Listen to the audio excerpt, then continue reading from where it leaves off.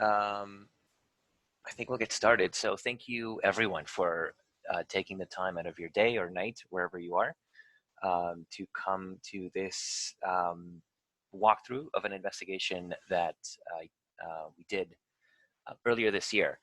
So the idea here is to go through a case study together. And just so that you're aware, what we're doing at Bellingcat is looking forward, thinking about doing these kinds of online trainings through Zoom.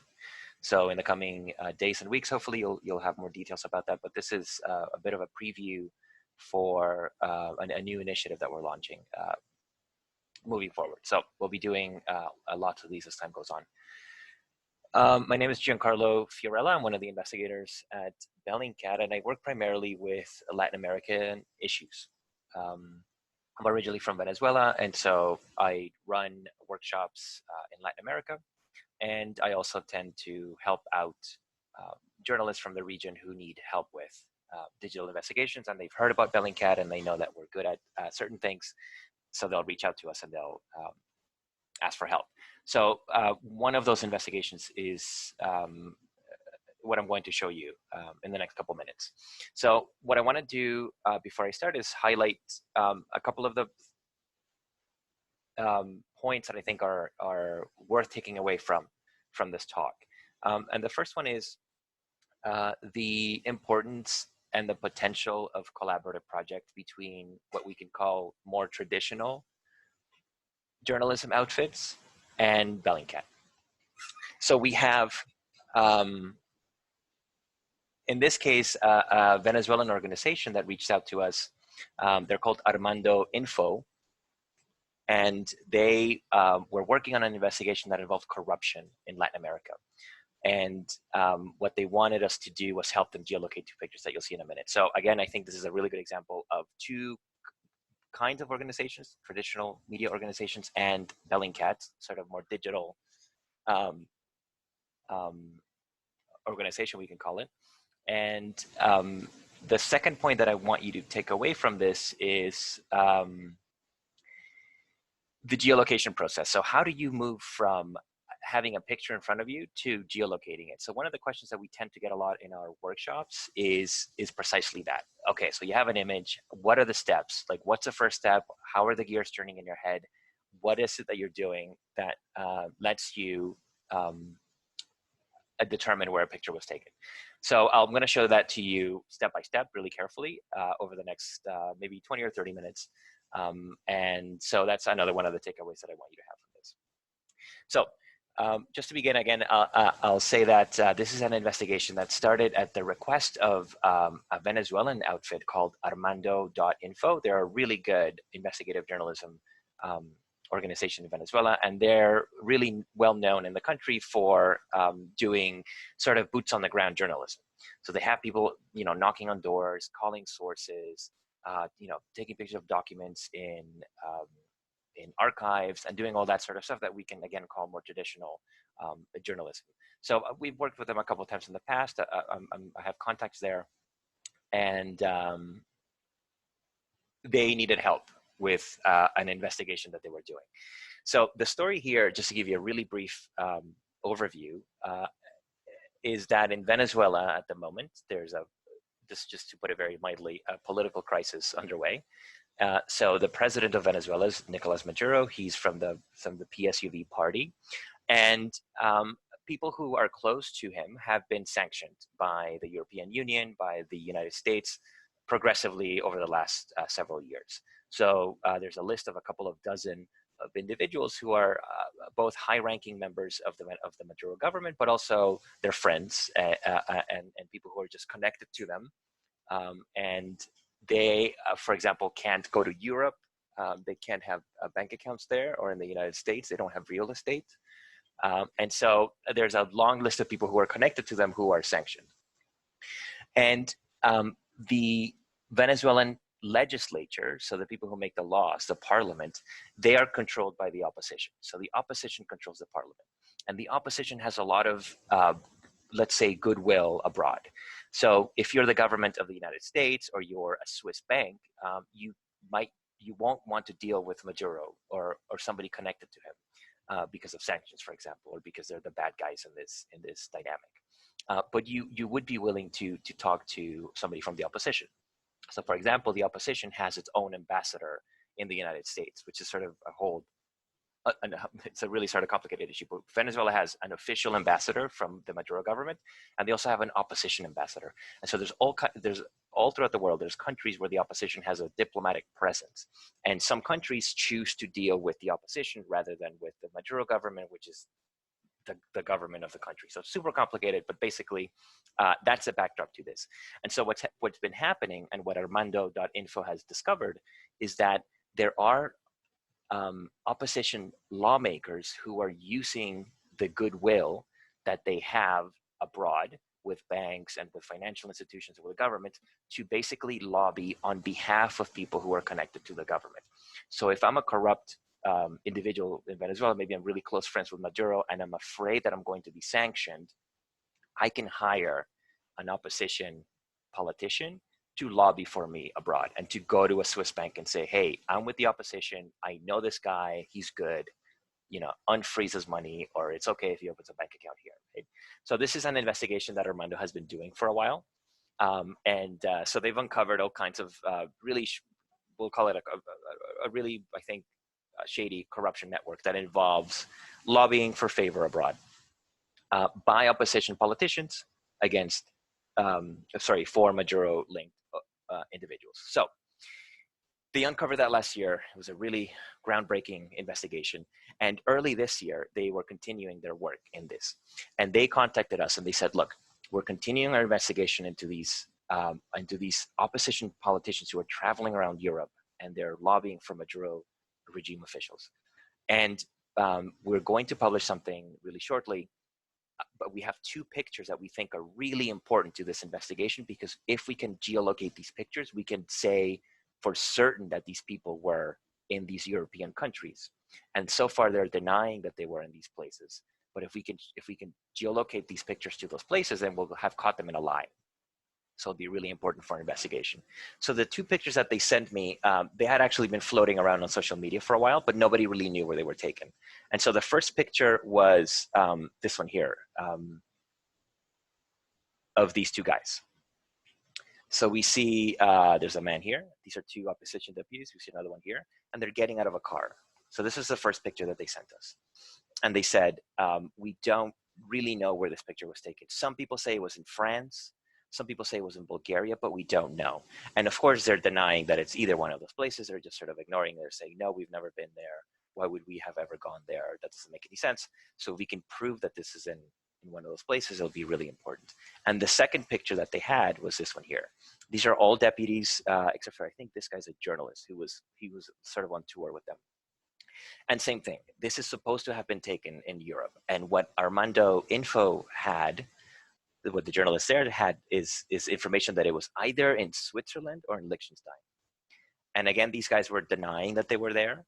And so if we could determine where this picture was taken, and it was actually in Switzerland or it was actually in Liechtenstein, we would be able to catch them in a lie, and then it would help to cement this investigation that this organization was already doing, proving that these guys were in Europe in these particular places when they swore up and down that they had never been there. So what I want to do is I want to walk you through the process of geolocating these two pictures. So how do we know exactly where these pictures were taken? So let's start with this one here.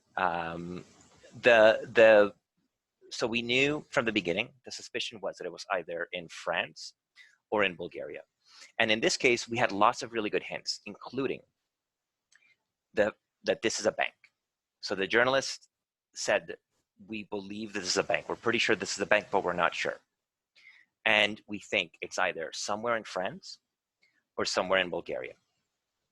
So the process of looking at an image like this and geolocating it begins with whatever hints you have to begin with.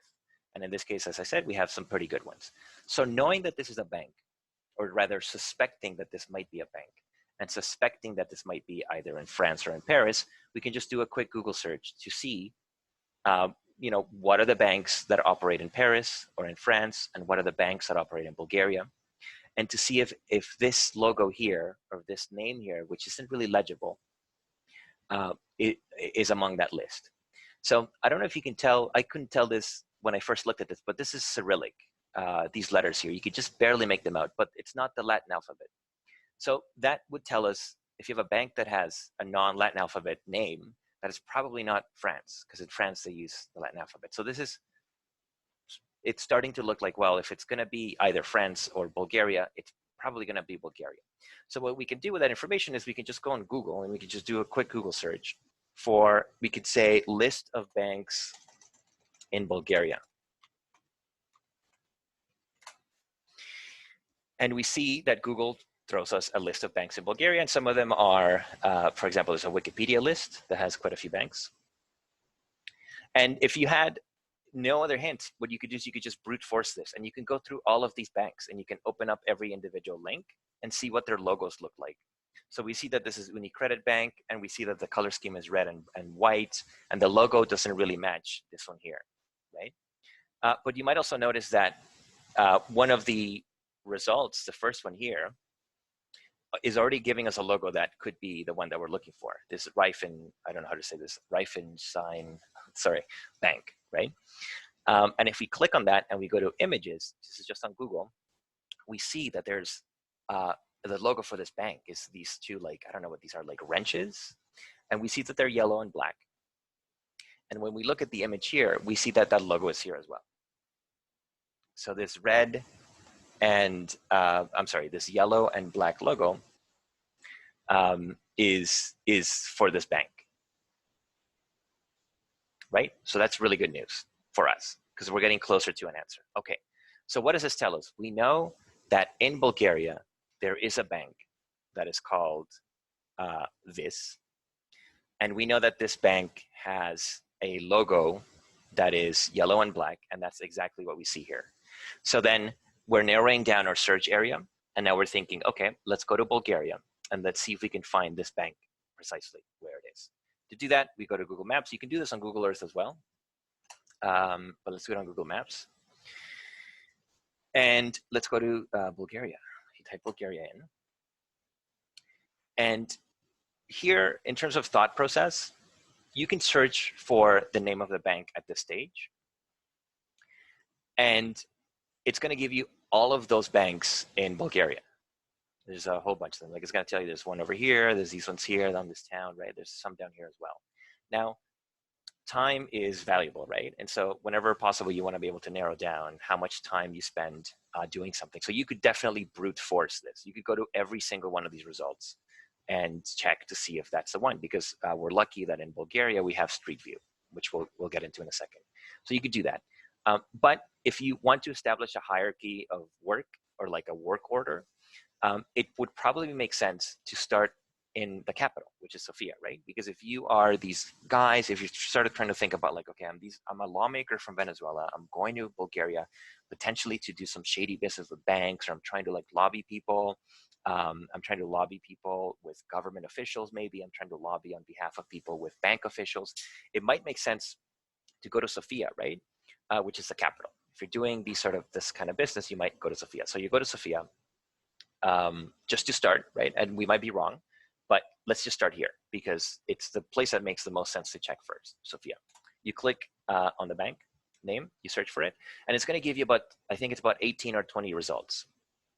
So you can brute force this as well. So you can grab your little yellow person, which is at the bottom here, and you can park this person in front of these banks, all of them, and then just do a visual check and see, okay, is this bank the one that I see in the picture? And in this case, we see that the bank is here, and we can tell that really clearly it's not the same place, right? Like this is a big building, there's a park here, right? Like immediately we can say, no, that's not it. This can't be the one. So you could do that for every single place, and it probably wouldn't take you that long because there's only about 18 or 20 of them. But sometimes you don't have 18 or 20 results. Sometimes you have 100 results, or you have 200 results. And so it's much harder to check, or rather it takes much longer to check each individual one. So there's one thing that you could do. This is a little tip that I swear by. I've been doing this for a couple years now. And this is like the one trick that I always do. I don't know if it's a trick, it's a technique.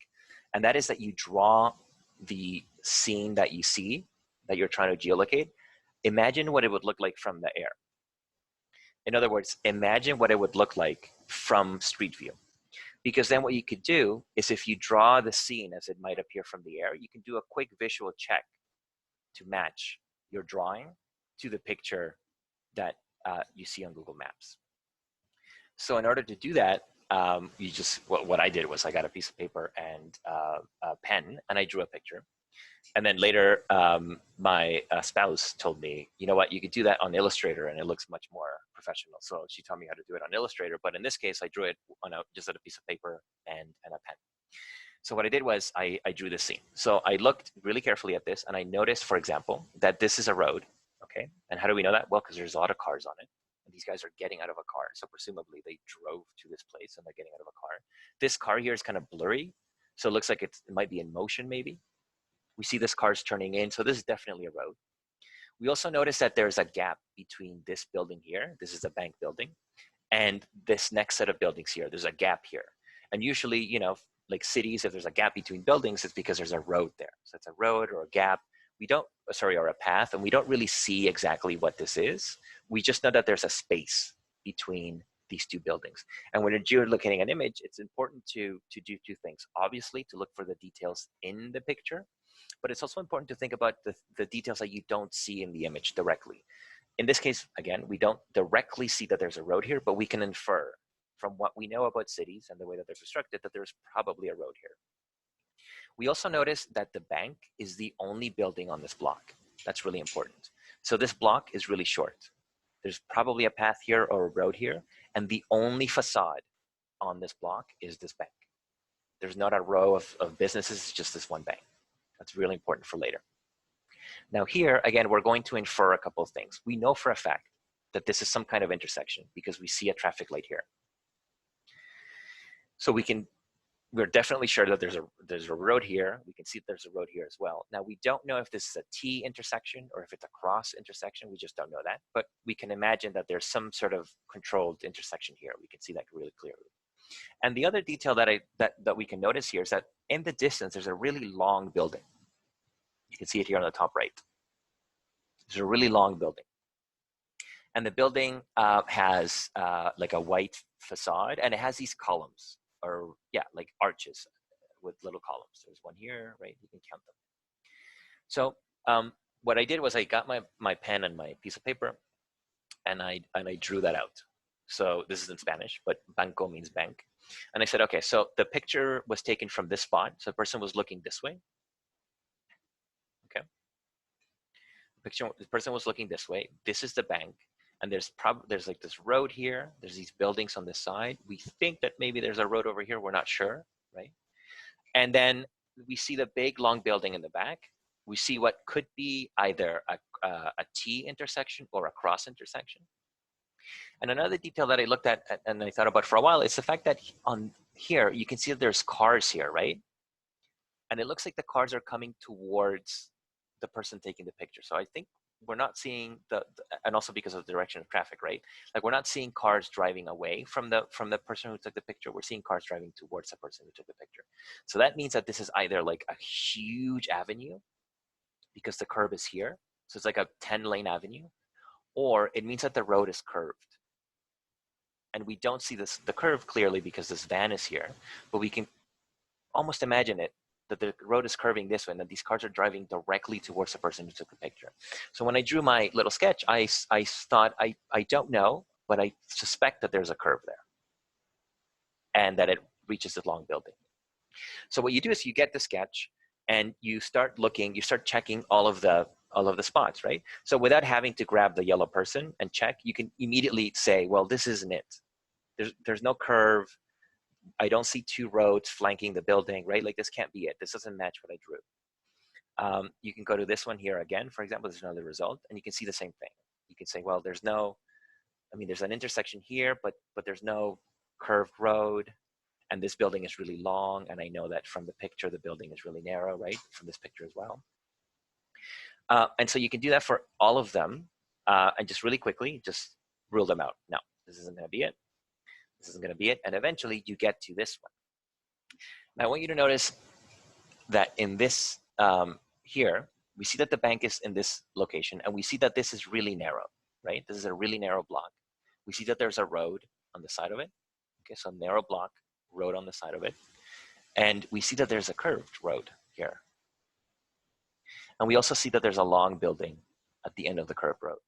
So this is a pretty good candidate. And in fact, if you grab the little yellow person and you put him in front of the bank, you see that it is the same location, right?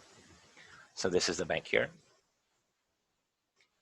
This is the long building with the arches. We see the road on this side. And sure enough, all of that matches, right? So this is the bank. This is the road on the side of the bank. And then crucially, this is the long building. And if you just click a little bit further, you can see much more clearly both the curve and the road, and also the building with the white facade and the little arches. You can count them and you can match them. So what you can do is you can then just focus the view, say this way, and you can start to match all the details. So this traffic light is this traffic light. This is the bank here, and this is the bank here. You can do that for all of the details. So we can find out pretty quickly the location of this bank just by doing a couple of easy steps, right? Now, an important dimension to this, and we're not going to talk about chronolocation, or rather time determination, because that's a whole different issue. And usually in our workshops, we spend a whole afternoon talking about how do you know when a picture was taken. It's more complicated.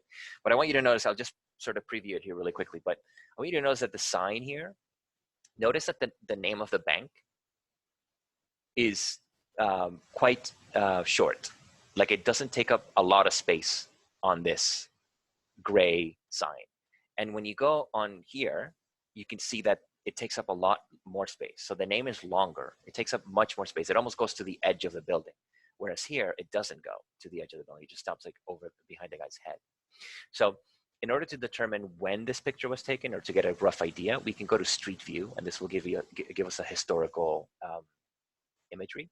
And we know that this picture that we're looking at here is from June 2015, because Google is telling us, currently shown June 2015. If we click on on 2012 from April, we see that it's a different picture. And look, we see that the sign is the same. It's also long, taking up a long space, rather length across the face of the building, almost reaching the edge. So we don't know if this picture was taken maybe before 2012, because maybe it was that in 2005, the sign was really like this, and then in 2012 they changed it, right?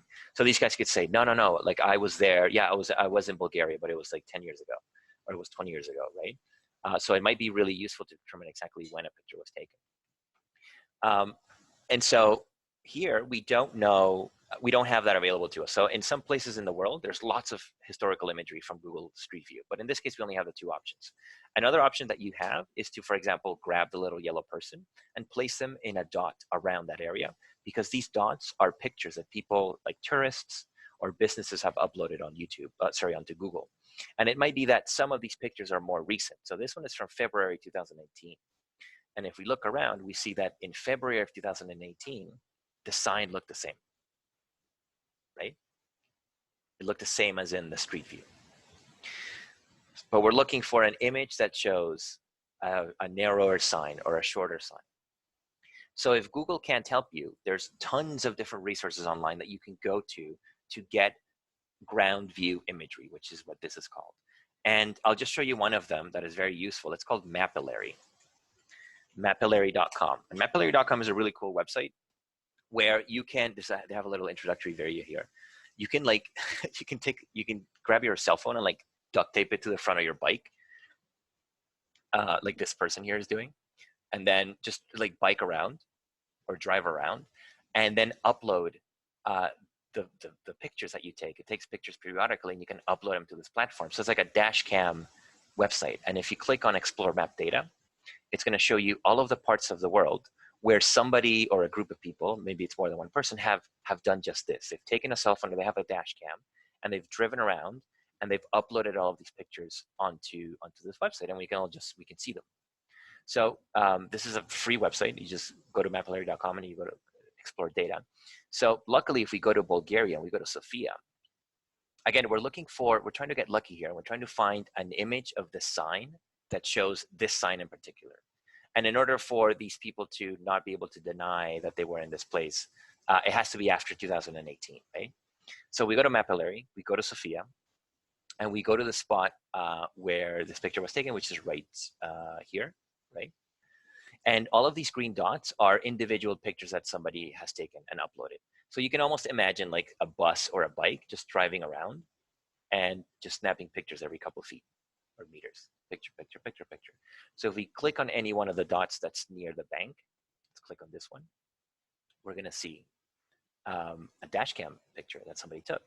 And in this case, we can know, if you look on the bottom right, that this picture was taken on January 26, 2019. And you can see that the sign has changed. Now it doesn't reach almost to the edge of the building. Now the sign is much shorter. It's changed. So we can place this picture better in time. So this image here, this sign, was present at least in 2019, early in the year. You can click forward on these and like it will make you go forward. So these are really cool because you can see what, you can see what these cities look like just because somebody decided that they wanted to put these pictures online. And it's really useful because also it is user generated, right? So the Google Street View that we saw earlier, Google has to send a car to drive and take pictures. So for example, in Venezuela, there's no Google imagery from Street View. But some Venezuelan people who had some free time, they've decided that they wanted to sign up for this website, and they give us ground view, street view imagery from the city. So this is from Caracas. And here's some person just driving through Caracas and taking pictures. So this might, unbeknownst to this person, this might be really useful in an investigation at some point. Maybe something terrible happens in Caracas. There's some, I don't know, some kind of another uprising or another coup. And then suddenly this picture in particular becomes really useful. Okay, so that's the first one. I'm going to move to the second one. The second one, I think we'll get through a bit quicker. And it's also, I think, more fun. I found it to be much more challenging. So here's the second picture. Again, the deputies are hanging out, having a good time. Thumbs up from these two gentlemen. And this picture, when it came to us, the allegation, or rather the suspicion from the journalist, was that it was taken either in Liechtenstein or in Switzerland, and that these men were moving between these two countries by ground. So they were driving around between Liechtenstein and Switzerland, and that at some moment they stopped and they took this picture. So again, for the purposes of the investigation, these guys were denying that they'd ever been there. They said, we've never been to Switzerland, we've never been to Liechtenstein. The media's lying, they're trying to frame us. So we could prove that this picture was taken in either one of those two countries. That would be really useful for this investigation into corruption in Venezuela.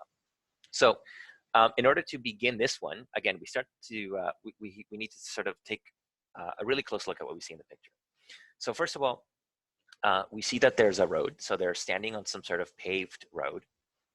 Maybe it's the side of a road, probably not a highway, because you wouldn't stop on the side of a highway. At least you shouldn't, right? But maybe it's just like a little country road or a little path or something, right? Maybe it's leading down to the lake here, if this is a lake. So it's on a super busy road, and we do see that there's a body of water here. So we can describe it as, we can say that it's long and narrow. Okay, so it's a narrow body of water, and we see that it's flanked on this side by a mountain. Okay, it's kind of hard to tell how tall the mountain is. The quality of the image isn't the greatest, but we see that there's a mountain here.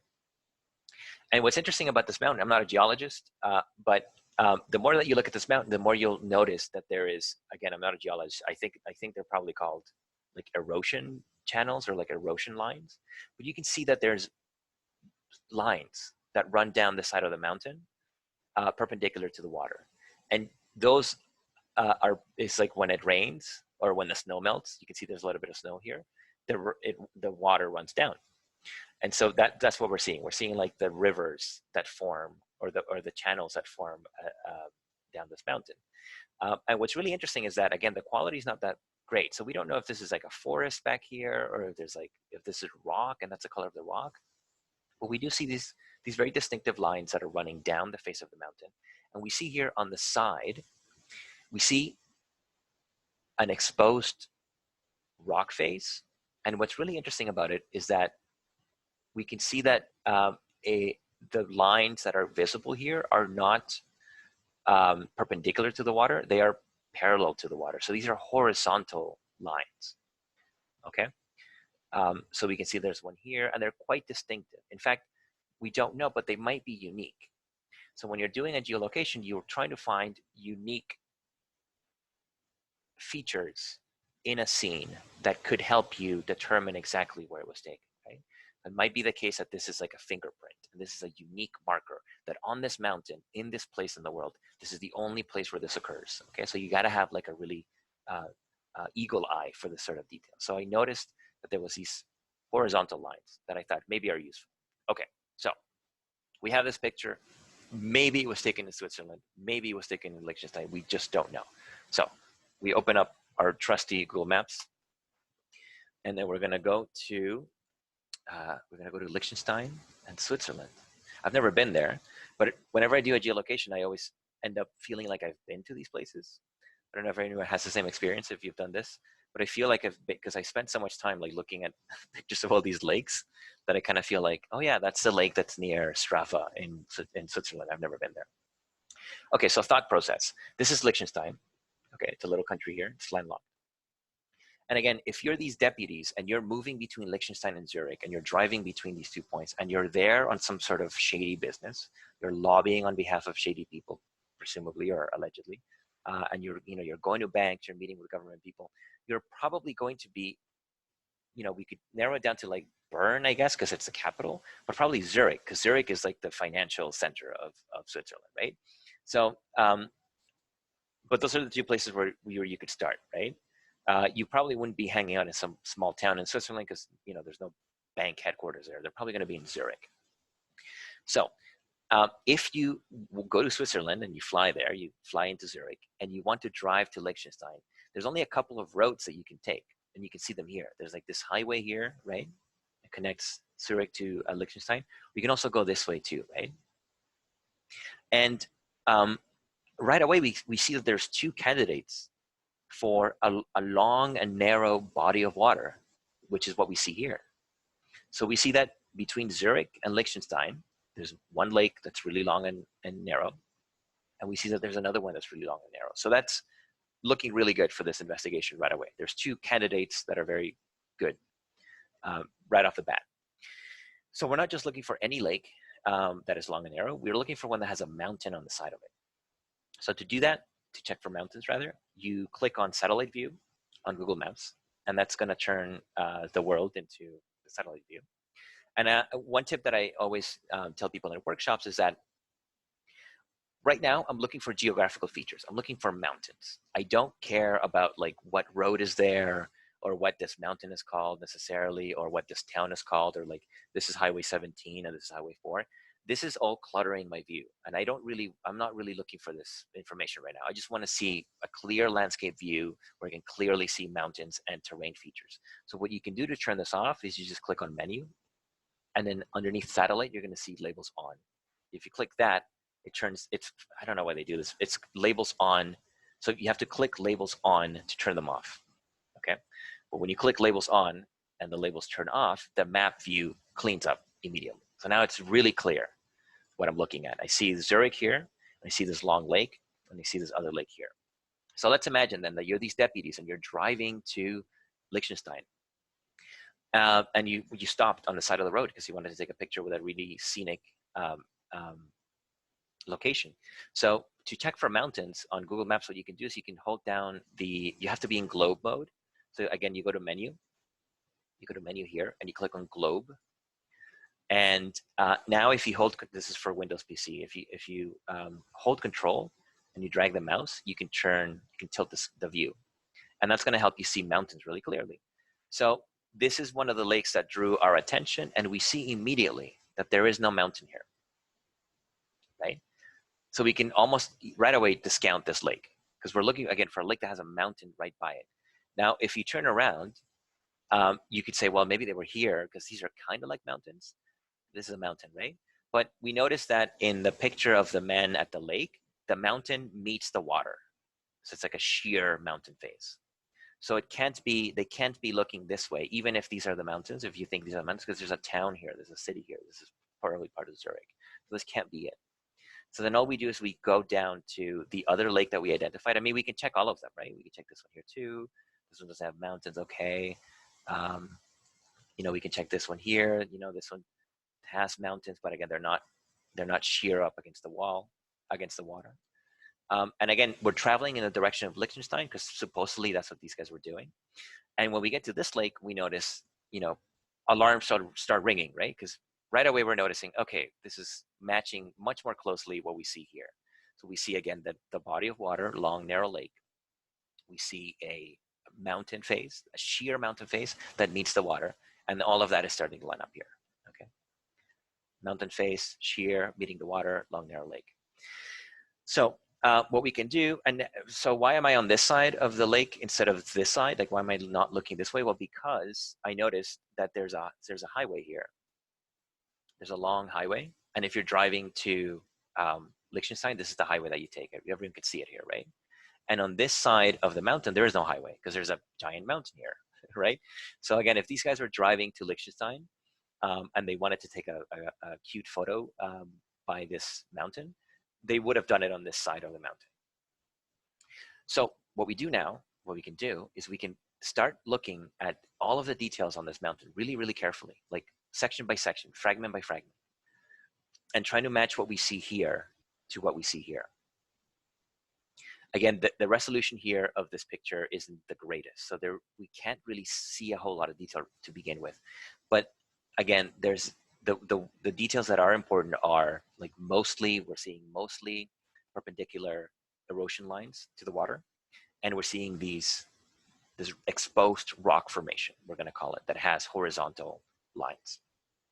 So all we do is we just check. We keep looking, right? Looking and looking and looking. So I'll tell you, like, I checked this place because this is an exposed rock, so it wasn't this spot. But I would have checked it. I would have checked this one too, right? Because it kind of might be it. We don't know. We have to check. So we keep looking. We keep scrolling. We keep scrolling. Keep scrolling. Again, these are the very clear erosion lines that I saw in the picture, right? You can see them coming down the mountain. We can imagine the snow melting in the spring and coming down.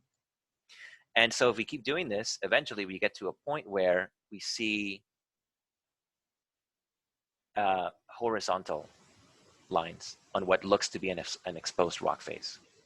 So everyone can see that this is a very clear horizontal line on the mountain that isn't present here necessarily. You can kind of see it here, right? But this is very predominantly displayed here on the side. So this is a really good candidate for our location. Okay. So what we can do now is we have a candidate. We can mark this on, you can mark it on Google Maps, or you can mark it on Google Earth. So now you have to imagine, okay, well, if this is where they took, if this formation here is this formation here, where did they take the picture? They must have been on the opposite side of the lake, right? And if you look around here, you will notice that, where is it? You will notice that there's a rest stop here. It's called they call it a toilet on Google Maps. It's a rest stop, right? And everyone can see there's like, you can just imagine in your head, like the picture is forming in my head. These guys are driving from Zurich to Liechtenstein. They have to go to the washroom, and they do what every other tourist who's ever driven by this place has done. They parked here, they went to the washroom, and they stretched their legs, right? And luckily for us, there were some tourists who did exactly that. And if you grab the yellow person and you put them in any of these dots, you'll see that some random person, well, his name was Kurt Ackerman, you see here. So thank you, Kurt, for taking this picture in July 2016. Kurt was driving by and he did exactly what these guys did. Went to the washroom. Maybe he was going to Liechtenstein or coming back. And he said, wow, what a beautiful vista. Let me take a picture and share it on Google. And this is what he did. And if we look at this picture here, it's much higher resolution. We can start to match all of the details that we see in the image that Kurt took to the ones that we see here. So we see, first of all, the tree. Okay, there's a tree here. That's this tree right here. We see that there is a little brown roof here. And we see that that's this little brown, or I can't remember if it's this one or this one. It's one of these two. I think it's this one. Okay. We see that again the road, and it's not a. See, these are the tourists, right? Yeah, everyone does this. Who goes by here? Why wouldn't you? I would do it. I mean, this is beautiful, right? And that's what these guys thought. So we see the little path that all the tourists take is right here, and we see the guardrail or whatever. Yeah, the guardrail, as this is called.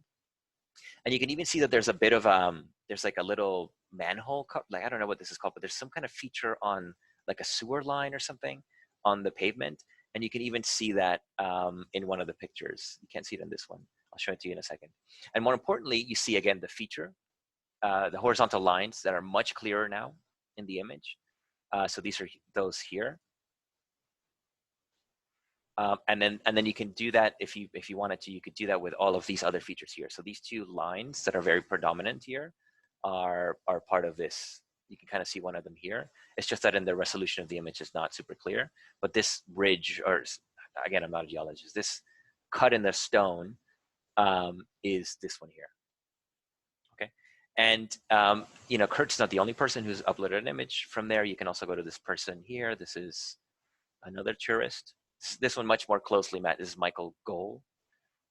This one much more closely resembles the location. So it looks like Michael was standing like almost exactly where these guys were. And then this is that feature, like the tiny manhole cover here, you can see, is right here. So you can really just pinpoint exactly where these guys were standing. Okay. So this vista here is this vista here. Again, we don't have time for chronolocation, but if you had to determine exactly when that picture was taken, one of the big clues is the fact that, well, there's a tree here, which we can see, and the tree's in bloom. And you could take a look at this tree here, and based on the leaves, the kind of leaves that it has, you could even research like trees in Switzerland. You know, you could look for like botanical resources that would tell you like these are all the trees that are present in Switzerland, that exist in Switzerland, or you can check by the leaf type, and you would find that this is like some sort of cherry tree probably, and that if you don't know, cherry trees bloom. They're called sakura in some places. Cherry trees bloom very beautifully, as this one does here, and the bloom of the cherry trees tends to happen in very particular windows of time. So here in Toronto, where I live, it's usually in March or April. There's usually like one weekend where they all bloom. And again, if you suspected the year when this picture was taken, I'm 100% sure you could either contact like the Swiss Botanical Association or whatever relevant equivalent organization there is, and you could ask them, when did the cherry trees bloom on this lake in 2019? Or you could show them this picture and they would say, that must have been taken between, you know, March 15 and March 22nd, right? And that's all based just on this information that you see in the picture here, and a creative kind of a creative imagining of what you could do with this information. Okay.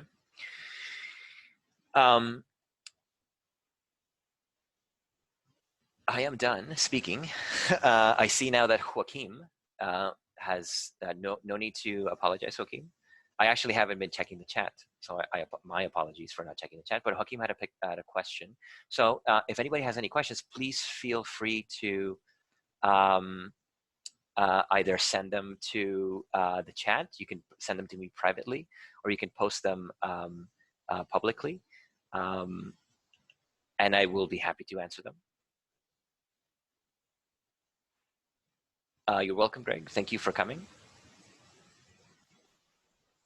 We'll wait a couple minutes if, in case anybody has any questions.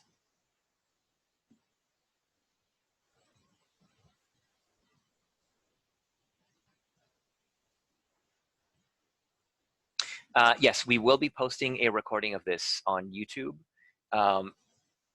right away, like tonight, right after. So I'll probably, if you follow me on Twitter, or if you find me on Twitter, I'll post a link to this on YouTube.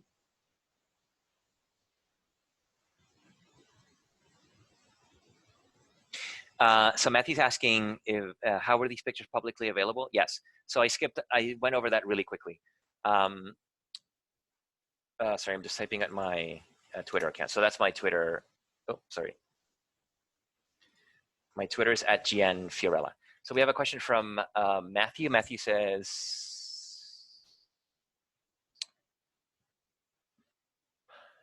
how are these pictures publicly available? So they were just floating around on social media. So I was able to trace them to two journalists who shared them on Twitter. But without any kind of allegation attached to the picture. So it was just like, here's Deputy X and Deputy Y, and they're being investigated for corruption. And so there was no attribution to the pictures in terms of place or time. And the journalists from Armando, again, they suspected when the pictures were taken. So I didn't ask too many details about like how they got that information, but they had suspicions of where they were taken, but they couldn't prove it, and they wanted proof, right? So they wanted to do exactly what we just did, which is to pinpoint exactly on, like give somebody a link, like this is exactly the spot on Google Maps where this picture was taken. So that's where those pictures came from, Matthew. They were floating around on the internet, but without any clear information attached to them. I've shared my Twitter handle. Thank you. I learned a few new techniques that I hadn't heard of. That's great to know, Will. So I have a private question. I won't say the person's name, but I think it's a good question. Is this type of procedure usually accepted in legal proceedings? The answer is that we are not entirely sure yet, because this kind of digital investigative work is quite new, and the law is usually has to be slow, depending on the country. So in Canada, for example, we have the common law legal system where you have to really wait for cases to be brought to court for this kind of question to be resolved. I'm very sure that criminal proceedings in Canada have used something like this, like analysis of pictures, like forensic analysis, I think it would have been called at some point. One of the things that we're doing at Bellingcat is we're looking towards, when we publish our work, we want to be transparent, not only in our sources, but also our methods, because we want to help the courts make sense of this information. There is a lot of really good work that's being done researching this very question by, for example, the folks at the Human Rights Center at Berkeley. They're working on really theorizing how this kind of evidence could be accepted in court. There's a big question about the chain of evidence, which is something that courts are usually very concerned with.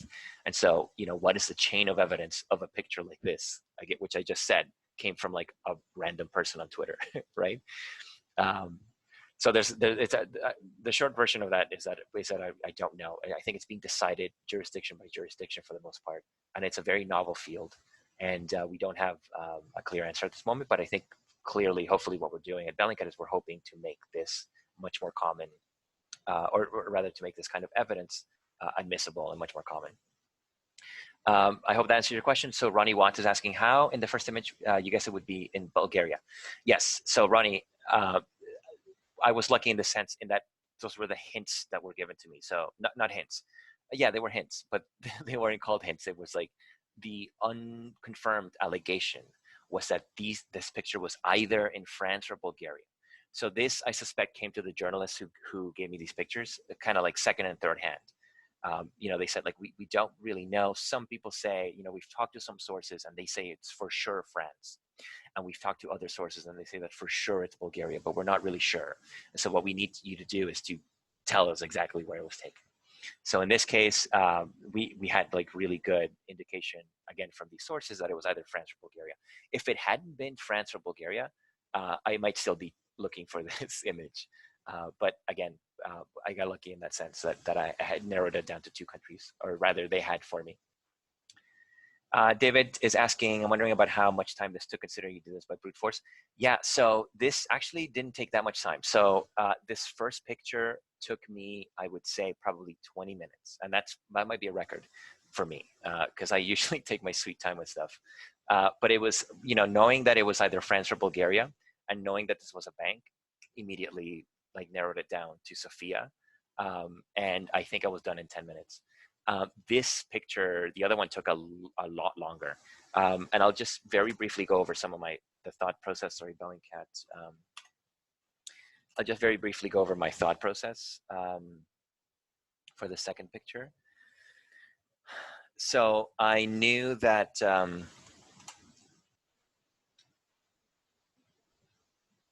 again, I had been told that it was probably either Switzerland or Liechtenstein, and that it was that it was a lake in between the two. So I'll tell you that the first thing that I did was I did this, I think, twice. I grabbed the yellow person.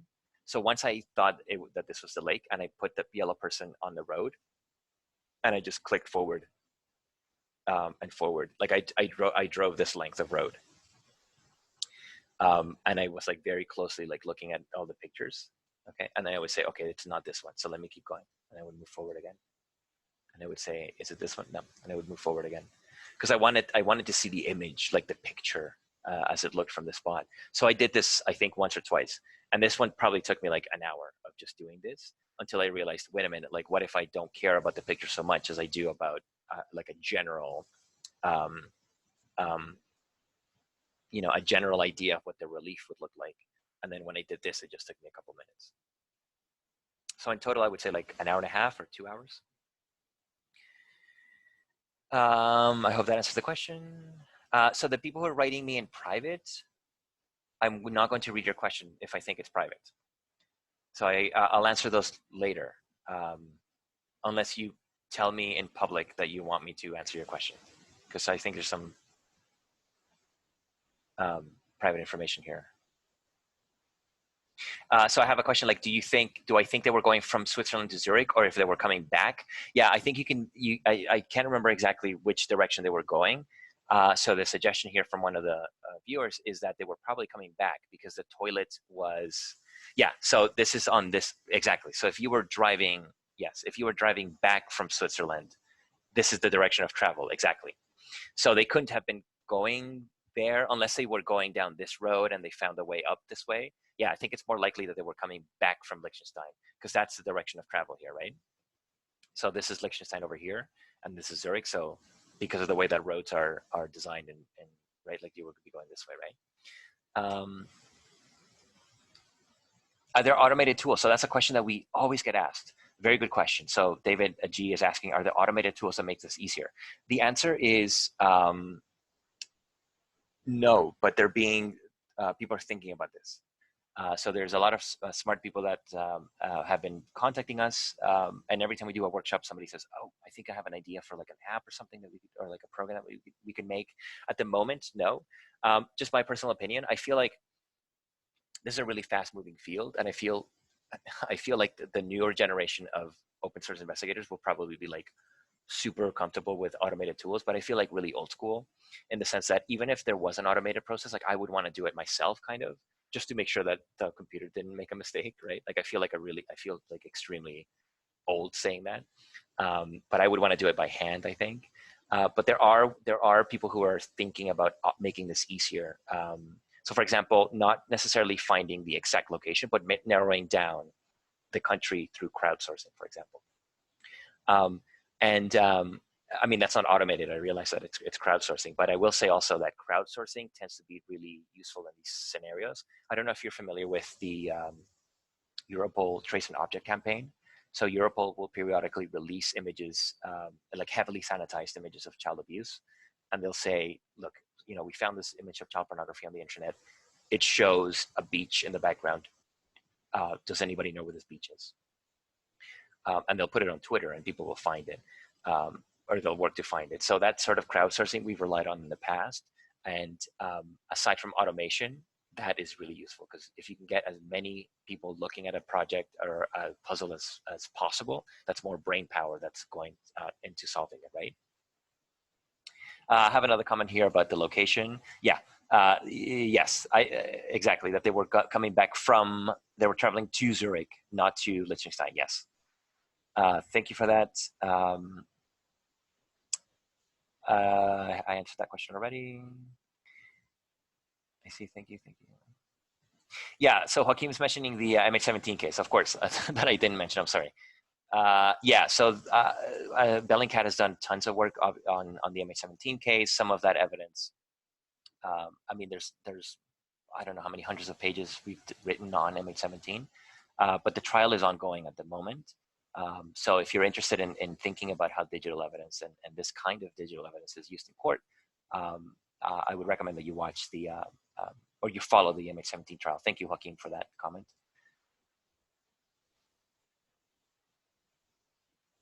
Just reading the comments here. Do I prefer Google Maps over Google Earth? A question from Greg. I personally, I did this on Google Maps. I think it's because it's what I was used to using before I became a Bellingcat investigator. Like everybody uses Google Maps all the time. So I'll go to Google Earth when I need to draw, when I need to sort of like either like draw boundaries for like search areas, for example, or if I want to pin multiple locations of possible spots, right? So I might have like 10 pins that are like, I think this is a spot, or I think this is a spot. In this case, I did end up going to Google Earth because I needed to pin multiple locations. But I always start with Google Maps. I don't know why. I think it's faster. It's the thing that I'm most comfortable with. And if I feel like, okay, I couldn't find it, I really need to crack my knuckles and give this a proper go, then I'll open Google Maps, Google Earth, I'm sorry. We have a question from David. So Mapillary seems very useful for current location. Are there any other resources that we use for current location? So current location, again, is much more complicated than geolocation for a number of reasons. One of them is I think the kinds of resources that are available for it. So there's something like Google Maps and Google Earth obviously is great for spatial analysis, which is what geolocation is. If you need to see what a place in the world looks like, you go to Google Maps or Google Earth. If you need to see what a place in the world looks like at a particular point in time, if you have a temporal question that you're answering, there is no single resource for that. So you have to get creative. So some examples of resources that we use for chronolocation are like tourist videos. So, as I said, I for that Bulgarian investigation, I did go on YouTube and I looked up, so in Sofia, in that spot in Sofia, where's Bulgaria? So the bank is across the street from what I think is a famous place, like the St. Kyriaki Cathedral. Again, I've never been to Sofia, but this seems to be a landmark. So I went on Google and I looked up like St. Kyriaki Cathedral vacation, St. Kyriaki Cathedral tour, like different variations of like, what is a video, if somebody walked down this road and they were on vacation and they were recording everything really carefully, including the church, what would this be called on YouTube, for example? So I looked for those videos online.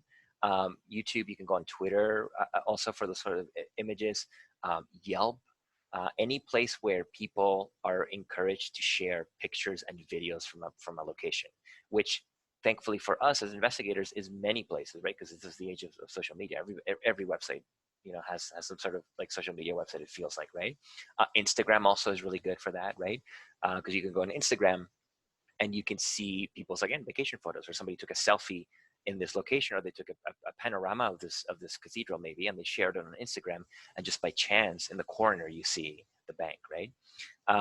So with current location, you want to get super creative. Yeah, TripAdvisor, basically there's no limit. Anything that you think, okay, if I need a picture from the spot, if I need lots of pictures from the spot across time, where do people share pictures? Yeah, limitless, right? YouTube, Facebook, TripAdvisor, Instagram, Snap. Yeah, there's tons and tons of places. My pleasure. So everybody who said thank you for showing up and listening to me for, oh my gosh, an hour. Wow. Again, thank you so much for coming. And if there's no more questions, I think we can end it here. We'll put this up on YouTube very soon. And also I encourage you to check out our workshops, which are, some of them are now going to be online. So moving forward, we'll be announcing dates, we'll be announcing pricing and topics as well. So if you're interested in this sort of content, while you are on, I think, quarantine, I think almost everybody's under quarantine, it's a good time to learn. So wherever you are, take care. It's a scary world out there right now, but I hope you're all safe and you're doing well. So thank you again for coming. And feel free to reach me on Twitter, send me an email. I'm always around. Thank you.